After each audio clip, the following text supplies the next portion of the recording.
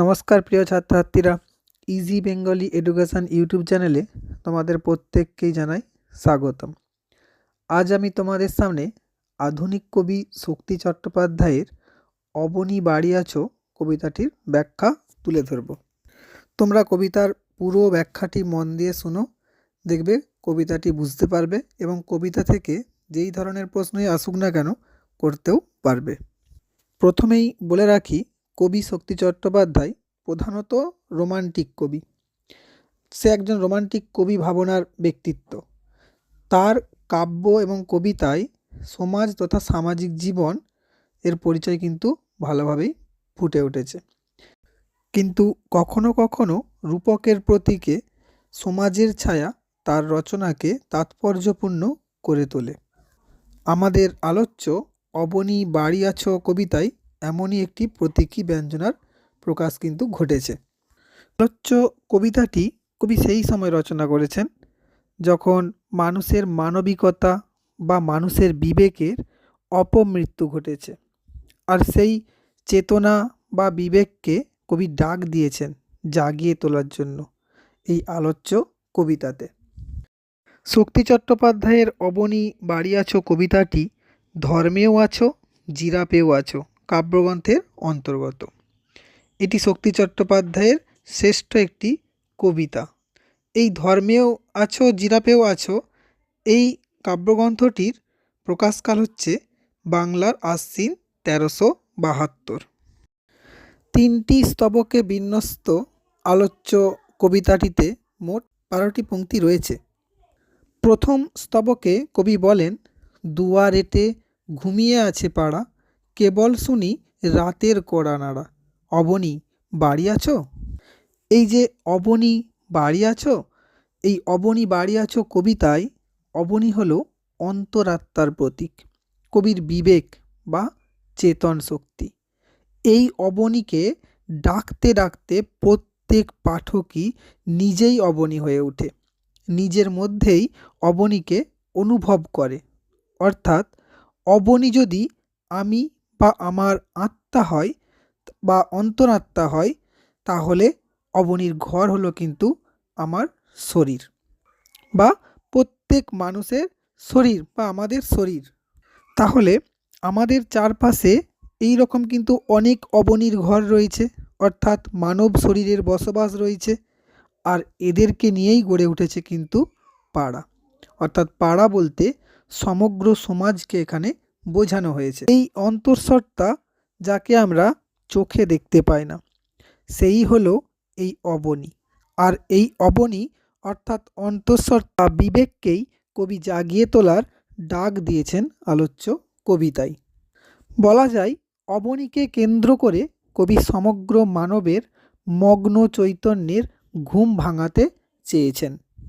কবি বলছেন, দুয়ারেতে ঘুমিয়ে আছে পাড়া। এই দুয়ার বলতে কবি মায়া, মোহ, মমতা ইত্যাদিকে বোঝাতে চেয়েছেন। দুয়ার এঁটে অর্থাৎ মানুষ তার মনকে অবরুদ্ধ করে তুলেছে বা বিবেককে ঘুম পাড়িয়ে রেখেছে মায়া, মোহ, মমতার কাছে।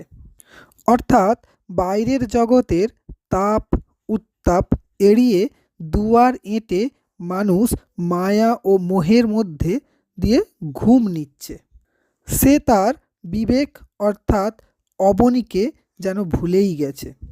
কিন্তু তার মধ্যেই কবি যখন বলেন, কেবল শুনি রাতের কড়া নাড়া, অর্থাৎ মানসিক বা মানবিক সত্তার জাগরণ কবি কিন্তু অনুভব করেন।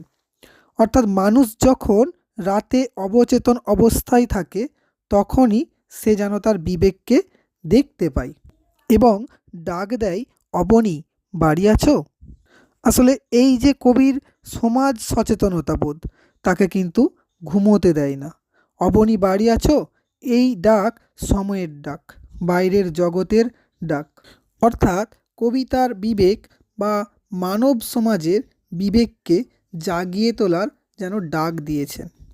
এর পরের স্তবকে কবি বলেন, বৃষ্টি পড়ে এখানে 12 মাস, এখানে মেঘ গাভীর মতো চড়ে, পরাংমুখ সবুজ নালি ঘাস দুয়ার চেপে ধরে, অবনী বাড়ি আছো?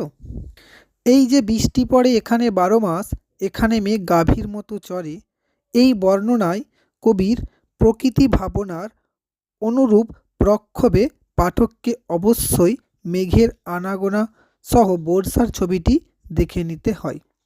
একদিকে আধুনিক জীবনের সংকটময় পরিবেশ, আর তারই মাঝে প্রকৃতির এই রূপ সৌন্দর্য পাশাপাশি যেন অবস্থান করে। আসলে এই দুই লাইনের মধ্য দিয়ে কবি এক মায়াময় জগতের খুব সুন্দর করে বর্ণনার জাল বুনেছেন। আর তারপরেই কবি বলেন, পরাঙ্মুখ সবুজ নালিঘাস দুয়ার চেপে ধরে। পরাঙ্মুখ অর্থাৎ মুখ ফিরিয়ে নেওয়া বা বিমুখ। সবুজ নালিঘাস বলতে কবি মায়া, মোহ, মমতা, বিলাসকেই বুঝিয়েছেন। এই পরাঙ্মুখ সবুজ নালিঘাস দুয়ার চেপে ধরে, অর্থাৎ মায়ার জগৎ ছেড়ে, মোহময়তা ছেড়ে আমরা যেতে চাই না। আর এই ঘোর নেশাতুর মোহ যেন দুয়ার চেপে ধরে, দরজা আর খুলতে চায় না। তবুও অব্যক্ত সেই ডাক ডেকেই চলে, একটু একটু যেন অনুভব করি সেই ডাক। অবনী বাড়ি আছে, অর্থাৎ বিবেকের জাগরণ যেন অনুভব করি। এর পরের স্তবকেই কবি বলেন, আধেক লীন হৃদয়ে দূরগামী, ব্যথার মাঝে ঘুমিয়ে পড়ি আমি, সহসা শুনি রাতের কড়া নাড়া। অবনী বাড়ি আছো? এই তৃতীয় স্তবকে পূর্বের সকল কলরব আবার গাঢ় ঘুমে তমিশ্রায় ঢাকা পড়ে যায়।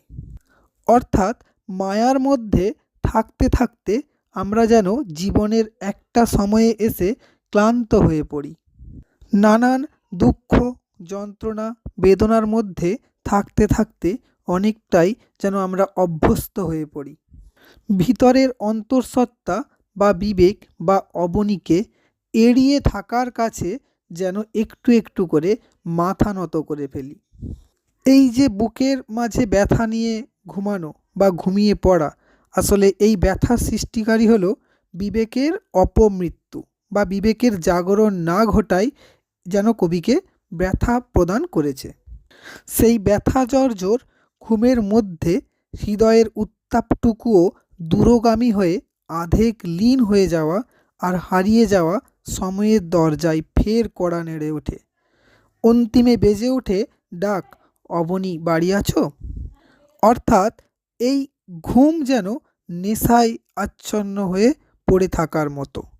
এর মধ্যেও যেন একটু একটু টের পাওয়া যায় সেই ডাক, অবনী বাড়ি আছো? তাহলে আমরা কবিতার প্রথম থেকে শেষ অবধি কি দেখতে পাচ্ছি না, অবনীকে জাগিয়ে তোলার ডাক, অর্থাৎ মানুষের বিবেক বা অন্তঃসত্ত্বাকে জাগিয়ে তোলার জন্যই কবি এই ডাক দিয়েছেন। আমি চেষ্টা করব এখান থেকে যে শর্ট প্রশ্নগুলি পরীক্ষার সময় আসে সেইগুলি আজকের মধ্যেই আপলোড করে দেওয়ার। আর যারা যারা ভিডিওটি দেখছো তারা অবশ্যই চ্যানেলটি সাবস্ক্রাইব করে ভিডিওটি লাইক করে বন্ধুদের মধ্যে শেয়ার করে দিও। ডেসক্রিপশান বক্সে আমি টেলিগ্রাম চ্যানেলের লিংক দিয়ে দেব, তোমরা ওখানে গিয়ে জয়েন হয়ে যেতে পারো, কারণ পরীক্ষার সময় গুরুত্বপূর্ণ প্রশ্নগুলি আমি ওখানে শেয়ার করে দেব।